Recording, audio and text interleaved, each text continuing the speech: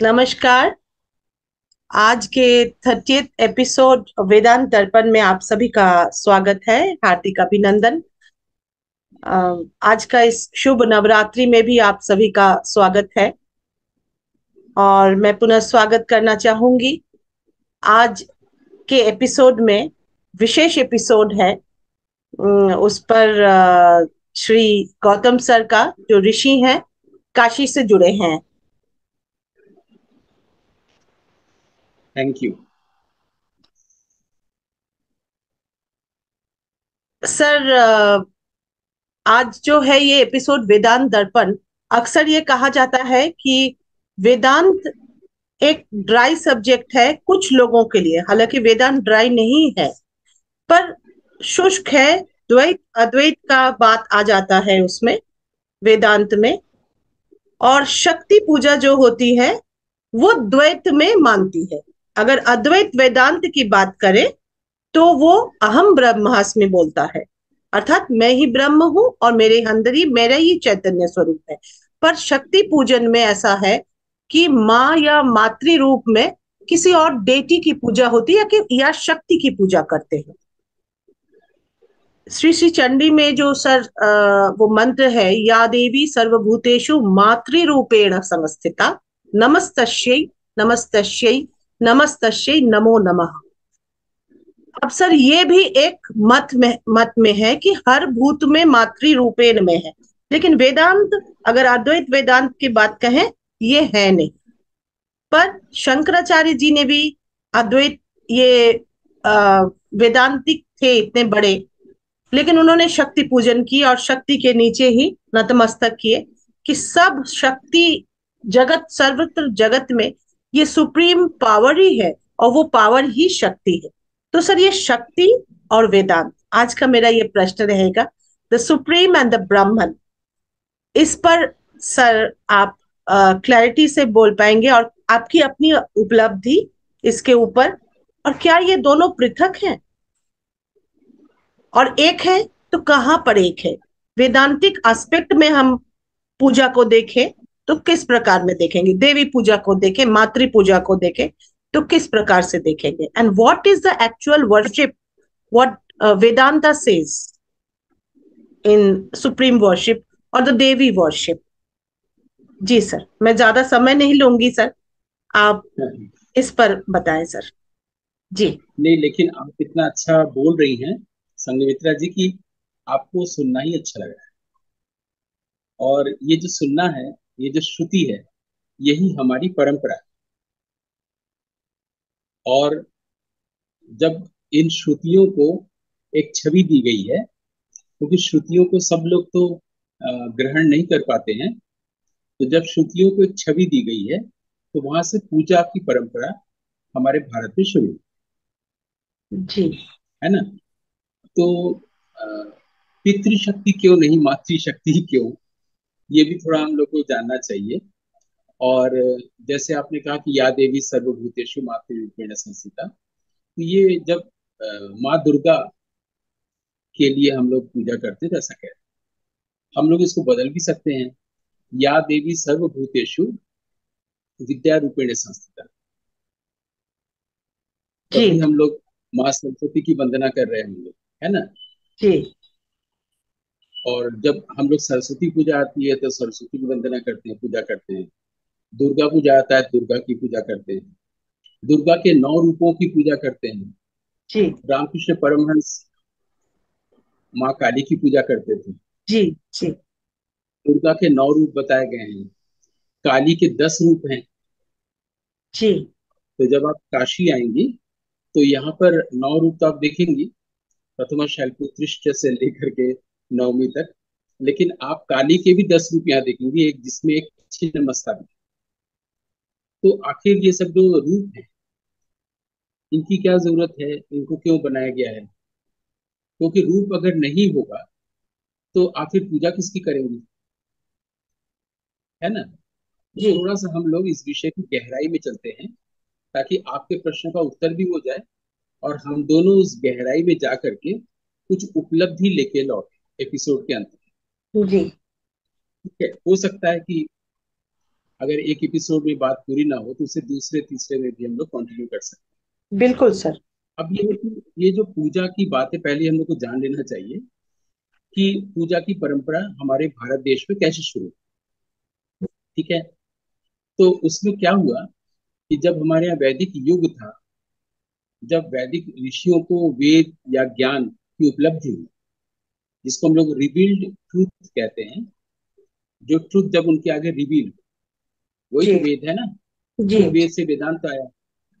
तो वहां पर उनके पास सिर्फ सत्य था, ब्रह्म ब्राह्मण। जैसे किसी एक एपिसोड में मैंने कहा कि ईश्वर, तो आपने कहा कि ईश्वर तो है नहीं वेदांत में, वहां ब्रह्म और ब्राह्मण है। हम दरअसल बोलने के एक जो फ्लो है बोलने का, उसमें ईश्वर बोल जाते हैं, कोई भगवान भी कह सकता है। लेकिन अगर टेक्निकली कहे तो वो ब्रह्म है, ब्राह्मण है, सत्य है ना। सर सर, अब जी सत्य को प्रतीक रूप में वेद में कई शब्दों से बोला गया। जैसे अग्नि को भी उसका एक प्रतीक माना गया है। जी। ठीक है। तो प्रतीकों में बात कही गई है। ठीक है। तब शिव और काली और दुर्गा ये सब नहीं था जब आरंभ हुआ, जब ज्ञान आया। तो उसको प्रतीकों में कहा गया रहा था, गाय के रूप में, अग्नि के रूप में, एक रूप जो हम लोग के आसपास दिखता है, ऋषियों के आसपास जो चीज दिखती थी। ठीक है। अब वहां से न पुरुष की छवि थी, न स्त्री की छवि थी। तो वहां सूर्य की पूजा होती थी कि वो सूरज दिखता है, चांद दिखता है, अग्नि दिखता है ना। इन जी सब चीजों की, पेड़ पशु पक्षी। तो हुआ ये कि छवि की का जो कल्ट हमारे पास आया, वो आया कि सूर्य की पूजा। इसलिए हमारे देश में जो सबसे पहला मंदिर भी बना है, तो सूर्य मंदिर। शिव का, लक्ष्मी का, कृष्ण का नहीं बना है। तब तक रामायण महाभारत नहीं लिखा गया था। तो हम लोग सूरज की पूजा करते थे, अग्नि की पूजा करते थे। ठीक है। और ये पूजा कहाँ करते थे? गुफाओं के अंदर करते थे। कोई देवी की छवि नहीं होती थी, देवता की छवि नहीं होती। और पूजा किस लिए करते थे? कि पूरे देश में धन धान्य और अनाज खूब अच्छे से आए, सब लोग सुखी पूर्वक रह सके, भोजन के लिए। और उसके लिए खुश करने के लिए देवताओं को, देवता शब्द खूब आया है वेदों में, देवताओं को प्रसन्न करने के लिए नृत्य भी होता था, गान भी होता था, और नाटक भी होता था। बिल्कुल। मतलब एक व्यक्ति ही पूजा करते समय, स्तुति करते समय गाता भी था, डांस भी करता था। और एक्टिंग डांस से अलग नहीं, डांस करते करते जब हम भाव में आ गए हैं तो अभिनय। ठीक है। उसके बाद हम उन लोगों ने एक छोटा सा पत्थर रखा, इसको सूरज मान लो। एक अग्नि रखा, है ना। पत्थर था, उसको जब आगे रोल किया गया तो फिर पहिए का आविष्कार हुआ, हमारे यहाँ लोग जानते हैं। ऐसी जब दो चीजों को रगड़ा गया तो अग्नि आया। इसलिए पत्थर को रखा कि इसी से अग्नि आता है, तो पूजा करने लगे। बाद में वो लोग गुफाओं से बाहर आकर के एक एक आर्किटेक्चरल फॉर्म दिया। मंदिर तब भी नहीं कहा मंदिर गया। जी। और आर्किटेक्चर जो फॉर्म दिया गया, जिसमें उस देवता को, इस पत्थर को बैठाया गया, वहां पर वो लोग नृत्य गायन और अभिनय के द्वारा स्तुति करने लगे, पूजा करने लगे। जी ये सब जो हम बोल रहे हैं, ये आगम का एक ग्रंथ है, मानसार। जी जी। मानसार में ये सारी बातें हैं कि कैसे फर्स्ट टेम्पल बना हमारे देश में, और ओके। किसकी पूजा हुई, है ना। पत्थर की पूजा इसलिए हुई कि पत्थर को रगड़ने से आग पैदा होता है, और आग और सूरज की पूजा होती थी, माने स्तुति होती थी, क्योंकि सारी वैदिक स्तुतियां अग्नि को समर्पित है। उन्हीं को समर्पित है। जी ठीक है। सूर्य को समर्पित है, सोम को समर्पित है। सोम का मतलब रस या इफेक्ट या आनंद। सोम हम्म रस पीने का मतलब ये नहीं कि कोई हम लोग अल्कोहल ड्रिंक कर। हम्म। तो मानसर हमें ये बताता है कि जो आर्किटेक्चरल फॉर्म आया, वहां से हमारे यहाँ स्तूप और मंदिर का कंसेप्ट डेवलप होता चला गया। जी। लेकिन तब भी छवि नहीं आई थी, कोई इमेज नहीं आया। इमेज नहीं है। बाद में हम लोग रिस्पेक्ट देने के लिए, क्योंकि उन लोगों ने देखा कि जो भी दो आश्चर्य हुआ था प्रिमिटिव माइंड को, कि पहला तो यह है कि जन्म होता है, साथ साथ लोग रहते हैं गुफाओं में, लेकिन स्त्रियों को उन्होंने देखा कि पेट फूलने लगा, एक बच्चे का जन्म हुआ, पुरुष को नहीं हुआ। ये पहला आश्चर्य था मनुष्य के लिए भारत में। दूसरा आश्चर्य था कि डेथ होता है, तो उससे प्रिमिटिव फियर हुआ, deep rooted fear, fear of death, fear कैसे ऑफ। ओवरकम करें।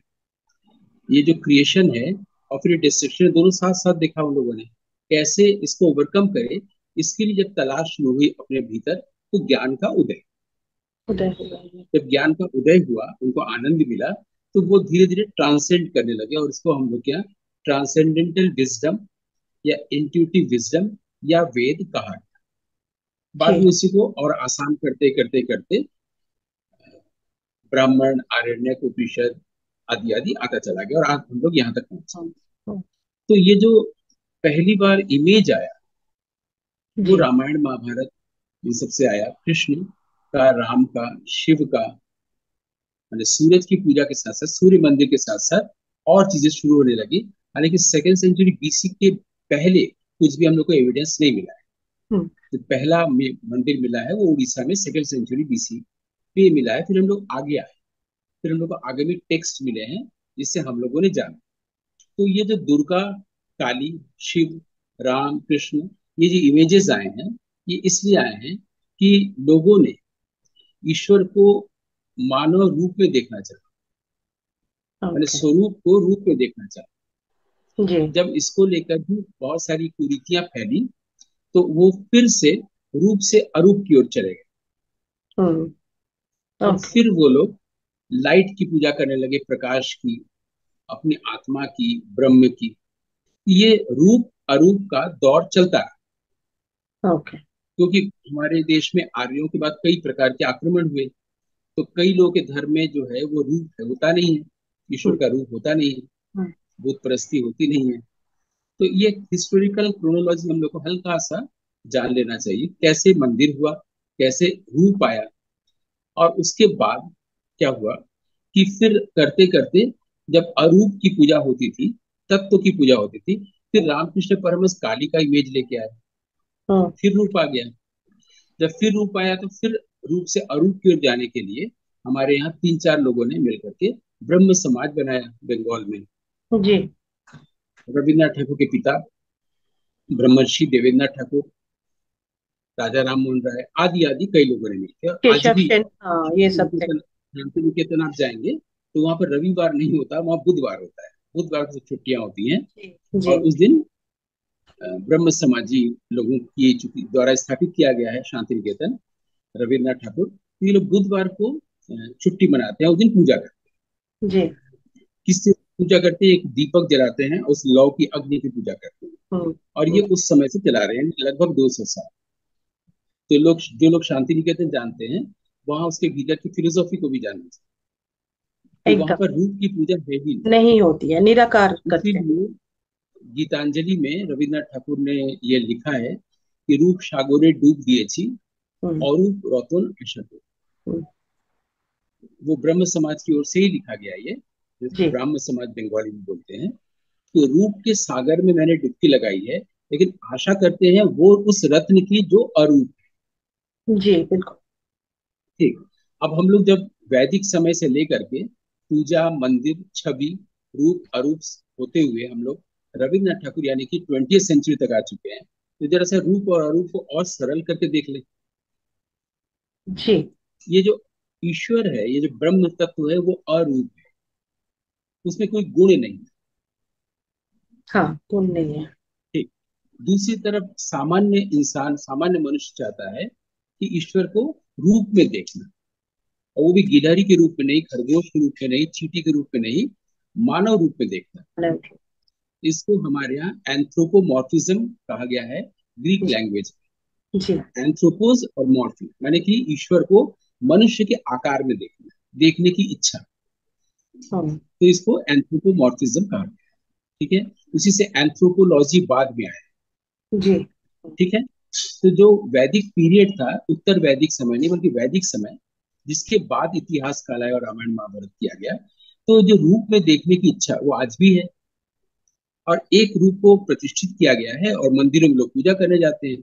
उसको, उसके कुछ कल्चर बना दिए गए हैं कि ये समय है, अश्विन मास, जब ऐसा ऐसा ऐसा होता है तो देवी पक्ष होता है। हम्म। जैसे पितृ पक्ष हुआ, मातृ नवमी हुआ, फिर देवी पक्ष हुआ। अब देवी देवता, ये हम पहले बता चुके हैं कि हम लोग इसको जेंडर के तौर पर देखते हैं, लेकिन सूरज का कोई जेंडर नहीं, नदी हवा अग्नि का कोई जेंडर नहीं है। हम लोग भाषा में कहते हैं कि हवा बह रही है, नदी बह रही है, सूरज प्रकट हो रहा है, उग रहा है, राइज हो रहा है। लेकिन सूरज देवता, नदी देवी, ये हम लोगों ने भाषा के अनुसार, सुविधा के अनुसार किया है। दोनों ही देवी है, दोनों ही देवता है। देव तत्व उन सभी में है जो देता है और दीप्त होता है। जी। हाँ। ठीक है, ये एकदम क्लियर हो गया। हम लोग तत्वों से चल रहे हैं, ये तो बाहर बाहर से चलेंगे तो बहुत सुपरफिशियल हो जाएगा, क्योंकि हम्म। ऑलरेडी लोग जानते हैं सब चीजों को कि बिल्कुल। दुर्गा के 9 रूप होते हैं, काली के 10 रूप होते हैं, उनकी पूजा करनी चाहिए, फिर विधि विधान आदि है।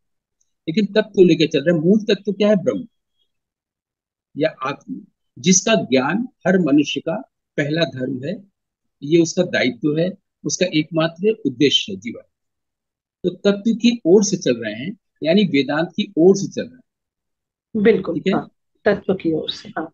हम लोग का ये वेदांत दर्पण कार्यक्रम है, तो हम लोग वेदांत की ओर से देखने जा रहे हैं कि वहां पर देवी के लेके क्या कहा गया है, देवताओं को लेके क्या कहा गया है, क्योंकि आपने भी यही पूछा है। ये बिल्कुल सही। पूजा, देवी, वेदांत है ना। तो हम लोग देव तत्व पर आ गए कि कुछ लोग बहुत अच्छा खाना बनाते हैं, कुछ भी बनाते हैं तो स्वाद आ जाता है, तो हम लोग बोलते हैं कि अरे तुम्हारे हाथों में तो देवत्व है हाँ। ना। तो जो भी सुंदर है, गुण है, शुभ है, श्रेयस्कर है, उसको हम लोग देव तत्व से जोड़ लेते, देवत्व कहते हैं। ठीक है, इसलिए लोग वृक्ष को भी कहते हैं जो फल देता है। हम्म। अगर भाषा में होता तो देती है होता है ना। हम्म। तो उसी तरीके से नदी देती है, समुद्र देता है, सब देते हैं। और जो देता है वो दीप्त होता है, हमने कहा था। ये देवता या देवी और दीप्त दोनों दीव धातु से बने हैं, जिसका दोनों का एक ही मतलब, जी। जो देगा वही शाइन करेगा। ठीक है, जी। जी। हम लेने वाली दुनिया को थोड़ी देर के लिए हटा दे रहे हैं, जो मनुष्य की है। हम्म। मनुष्य की जो है वो लेने की दुनिया है। अब ये देना लेना भी प्रोक्रिएशन में ही आया है। आप मकड़ियों की दुनिया में जाइए या आप किसी भी पशु पक्षियों की दुनिया में जाइए, तो वो कोई दे रहा है, गिविंग, या कोई रिसीव कर रहा है, तभी प्रोक्रिएशन हो रहा है। ऐसे कम्युनिकेशन में भी हो रहा है, एक गिविंग एंड है, एक रिसीविंग एंड है। हम्म। कोई बोल रहा है और कोई सुन रहा है, तभी कम्युनिकेशन हो रहा है। तो देना लेना यहाँ से आया है, जो बिल्कुल ही लेना पर केंद्रित हो गया है, स्वार्थ पर केंद्रित हो गया हम्म। है ना। बिल्कुल हम लोग सही। जब देवी की स्तुति करते हैं, हाँ। देवी से भी मांगते हैं। हाँ। बिल्कुल। ठीक है, इसको ऐसे भी समझ सकते हैं कि हमने एक मूर्ति बनाई, हम ही ने बनाई, और फिर उसी से कह रहे हैं कि तुम मुझे बेटा दो, हाँ। है ना। तो ये जो दो किससे मांग रहे हैं, किससे यानी मांग। हम किसी ईश्वर से मांग रहे हैं, देवता से मांग रहे हैं, देवी से मांग रहे हैं, भगवान से मांग रहे हैं, ब्रह्म से मांग रहे हैं। तो जब ब्रह्म से हम मांग रहे हैं, तो थोड़ी देर ब्रह्म को अगर जान लेंगे तो क्या हर्ज बिल्कुल। है ना। तो वो तो ब्रह्म जाना। को जानने का मतलब है आत्मज्ञान, आत्मा आत्म। को जानना। तो हम लोग सब कुछ जानने जाते हैं कि ओपेनहाइमर थे जिन्होंने एटम बम के लिए ऐसा ऐसा सोचा, आइंस्टाइन ने ऐसा सोचा, रविन्द्रनाथ ने ऐसा लगा, सब कुछ जानना चाहते हैं। उसको क्यों नहीं जानना चाहते हैं जो हमारे भीतर है ना। तो जो जिस रूप में देखना चाहता है अपनी आत्मा को, हम्म। ब्रह्म को, ब्राह्मण को, ईश्वर को, हम्म। उसके सामने वो वही रूप लेकर आता जी। है। अगर आप चाहेंगे कि मैं खरगोश के रूप में देखना चाहता हूँ ईश्वर, तो आपके सामने एक अपीयरेंस आ जाएगा खरगोश का। जी। बिल्कुल। कई बार ऐसा भी होता है कि हम लोग ऐसा नहीं कह करते हैं, और अचानक कहते हैं देखो भगवान इस रूप में आके हमारी हेल्प करके चला गया, बोलते हैं ना। बोलते हैं, हाँ, करते हैं, यानी ऐसा हम होता है। लोग रूप में ही सहज रूप से समझ पाते हैं ईश्वर को। समझ पाते हैं। समझ पाते हैं। है ना। इसलिए 95% के लिए भीड़ के लिए रूप दिया गया। ओके।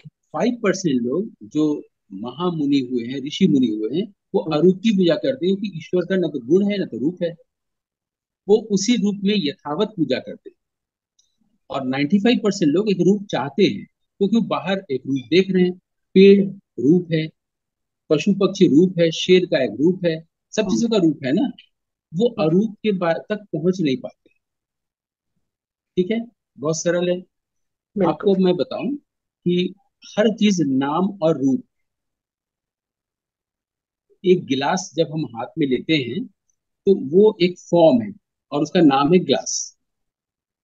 लेकिन अगर वो टूट गया, शीशे का गिलास है, टूट गया, तो क्या बचता है? तो हमने किसी एक एपिसोड में बताया था कि सिलिका बचता है, सिलिका से गिलास बना है। हाँ, बिल्कुल। ठीक है, केमिस्ट्री में इसको हमारा जो टेबल बनाया जाता है उसको सिलिका या SI या SiO2 कहा गया है। जी। अब है, सिलिका से आप कप बना लीजिए, सिलिका से आप गिलास बना लीजिए, सिलिका से आप एक थर्मस बना लीजिए, हम्म, गोल्ड से आप हार बना दीजिए कान की, है तो गोल्ड ही ना, है तो good। तो है तो हम्म, सिलिका ही ना। बिल्कुल। उससे जब रूप दिया जाता है तो नाम हमने दिया है कि वो गिलास है। जी। उसी तरह से काली, दुर्गा, ये सब नाम दिया गया है। हम लोग शायद अगले एपिसोड में बोले कि जरूरत क्या है, क्योंकि मनुष्य को एक शक्ति दी गई है, वाक, बोलने की शक्ति, हम्म, और उससे नाम और रूप आया है। अगर वाक नहीं होता, स्पीच नहीं होती, लैंग्वेज नहीं होता, तो हम लोग नाम और रूप नहीं दे पाते। तो जब हम लोग कोई रूप देते हैं तो अरूप छुप जाता है, हाँ, वो और जब आकार में। रूप चला जाता है, जी। हाँ, जैसे मान लीजिए आप अभी जिसको देख रही हैं सामने, जब ये रूप नहीं रहेगा, इस जी। रूप का बरियल हो जाएगा, जला दिया जाएगा, तो हम्म, अरूप ही तो रह जाएगा। बिल्कुल। हम्म, और पहले भी अरूप था, तो या तो हम अरूप की पूजा करें या अरूप के रूप में पूजा करें। लेकिन ये बात, इस साइंस को ध्यान में रखना पड़ेगा कि रूप आते ही अरूप छुप जाता है, रूप अरूप को कैमोफ्लेज कर लेता है। जी। ठीक है, तो एक तो ये आपको ठीक है, अरूप की पूजा नहीं करनी है भैया, हमें रूप की पूजा करनी है, अरूप छुप जाए। और जो तत्वदर्शी हैं, तत्वज्ञानी हैं, जो वेदांती हैं, वेदांती, वो अरूप की पूजा करता है, अरूप को फिर वो सारे रूप में देखता है जो रूप में छुपा हुआ है। वो हाँ, एक ही तत्व को, ब्रह्म तत्व को, पत्तियों में, फूल में, सूरज में, इंसान में, हर जगह देखता है, और देख के विभोर होता रहता है। जी। और जो सिर्फ रूप सीमित है, अपने आप को सीमित कर लिए हैं वाक से नाम और रूप तक, वो बस वही तक रहते हैं और नाम जप करते रहते हैं। लेकिन सीमित कर लेने से क्या होता है, उनके जीवन में सुख दुख का सिलसिला ठहरता नहीं, वो चलता ही रहता बिल्कुल। है ना। इसलिए वो शक्ति के रूप जब बताए गए हैं, 9 रूप हैं, तो वो एक्चुअली आत्मिक ही शक्ति है। हम्म, आत्मिक की शक्ति जब है, जब उसमें गहराई में हम जाते हैं, उसे कई शेड्स आते हैं, उसे कई रूप आते हैं। कई जैसे तो। एक रूप तो दुर्गा हो, एक रूप काली हो, एक रूप शिव हो गया। लेकिन जब हम एक किसी को पकड़ के गहराई में जाते हैं, उसकी छटाएं, हम्म, उसकी इनर ब्यूटी, इसके शेड्स आते रहते हैं। वो जी। लगभग इंद्रधनुष की तरह होता है। जैसे इंद्रधनुष में 7 रंग होते हैं, वैसे शक्ति के भी कई रंग एक के बाद दिखने लगते हैं। बिल्कुल। शक्ति का एक रूप ये भी, शक्ति का एक रूप ये भी। तो उसी उसमें ही हम लोगों ने 9 रूप पाए शक्ति जी। के। जी। जैसे कि मैंने आपसे कहा कि आपने कहा कि या देवी सर्वभूतेषु, मैंने कहा कि या देवी सर्वभूतेषु विद्या रूपेण संस्थिता। जी। लक्ष्मी रूपेण संस्थिता भी हो सकता है, बिल्कुल है। पश्यंती रूपेण संस्थिता भी हो सकता है ना, प्रशांति रूपेण संस्था भी हो सकता है, आप जिस रूप में देखना चाहें। बिल्कुल। बिल्कुल। ठीक, तो अब क्या है कि हम लोगों ने ये देखा कि 9 रूप अगर होते हैं तो 9 तक ही सीमित होना चाहिए। फिर काली के 10 रूप। कुछ लोग काली की पूजा से डरते हैं क्योंकि उसमें तंत्र है, और कुछ भय से चीजें जुड़ी हुई हैं। जी। दुर्गा में सेव, दुर्गा में शक्ति के 9 रूप हैं, माँ दुर्गा हमें देती हैं। लेकिन शक्ति के क्या रूप हैं? क्या शक्ति का एक रूप ये नहीं है कि हम बोल सकते हैं? बिल्कुल क्या है सर। शक्ति का एक रूप ये नहीं सुन सकते हैं? तो शक्ति का एक रूप ये भी तो है कि हम किसी भी विद्या ज्ञान को दूसरे तक कम्युनिकेट कर सकते हैं, शेयर कर सकते हैं। तो ये जो वाक है, वाक भी एक शक्ति है। ये उसी की शक्ति है जो हम लोग को बताया नहीं जाता है। हम लोग को कहा जाता है तुम जाओ और जाके द्वितीय ब्रह्मचारिणी, ब्रह्मचारिणी देवी का दर्शन करके आओ, शैलपुत्री देवी का दर्शन करके आओ, तृतीयम चंद्र घंटे दी तो चंद्र घंटा का दर्शन करके आओ। ठीक है, पंचमम कुष्मांडा है, कुष्मांडा का वो करके आओ, कात्यायनी का दर्शन करके आओ। ये दर्शन करके हम लोग चले आए, क्या हुआ? बिल्कुल। हम लोगों ने ये नहीं जाना कि ये जो वाक है वो भी एक शक्ति है, वो इन्हीं 9 में से है। हाँ, हम लोग जो सहन करते हैं, ये एक शाखाएं। महिला जो लेबर पेन सहन करती है और बिल्कुल। डेथ नहीं होता है, ये भी शक्ति का ही एक रूप है। तो मानव देह में जो शक्ति के 9 रूप हैं, उन्हीं को बाहर रूप दिया गया है, जिनका दर्शन करने महिलाएं जाती हैं। ज्यादातर पुरुष भी जाते हैं, सभी जाते हैं, जाते हैं। है ना। तो कात्यायनी का दर्शन करना, शैलपुत्री का दर्शन करना। अब शैलपुत्री की कहानी पढ़िए, कात्यायनी की कहानी पढ़िए, कुष्मांडा देवी की कहानी पढ़िए, कोई नहीं पढ़ना चाहता है। बस जी जी। देवी का दर्शन करके चले आते हैं, और हमने दुर्गा के 9 रूपों का दर्शन किया, हो गया। उसमें बंगालीज में है कि महिषासुर मर्दिनी, एक अलग कहानी है। वो महिष और असुर की काज का जो मर्दन किया था, वो देवी दुर्गा की हम लोग स्तुति करते हैं। उनका जी। चंडी पाठ होता है, इसमें गाने से इसको कलात्मक बनाया गया है, म्यूजिक।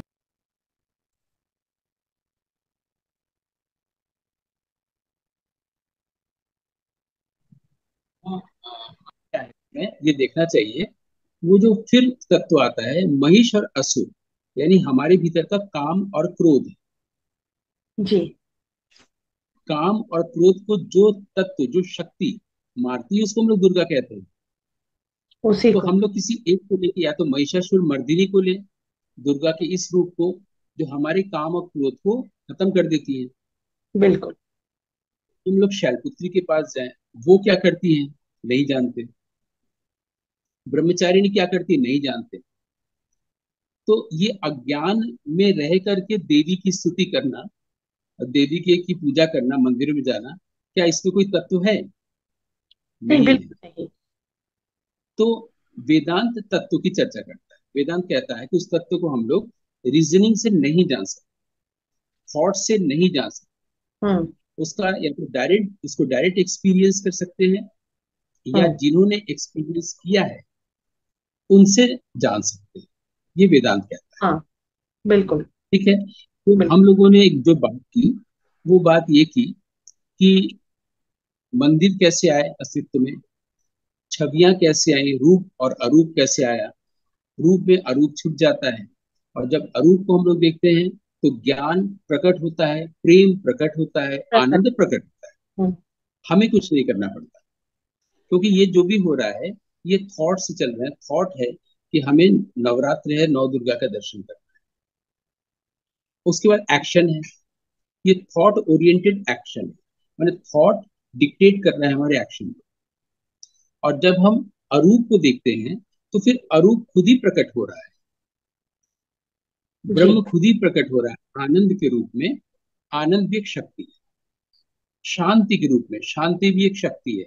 शांति शक्ति कैसे है, फिर सरल कर दिया जाए, वो ये है कि कोई भी व्यक्ति नदी को देखता है, शांत है, नदी से बीच में जाके अगर लड़ने लगेगा तो वो डूब जाएगा। हाँ। नदी शक्तिशाली इसलिए है क्योंकि शांत।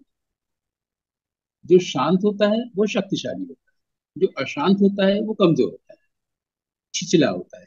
नदी बिल्कुल। छिछली नहीं होती। जब आप नदी से लड़ेंगे तो नदी में आप डूब जाएंगे, क्योंकि नदी शक्तिशाली है। क्यों शक्तिशाली? क्योंकि शांत है। बिल्कुल। जैसे ही आप सरेंडर कर देंगे नदी के पास, तो फ्लो करके आपको किनारे तक बहा के ले आएगी नदी।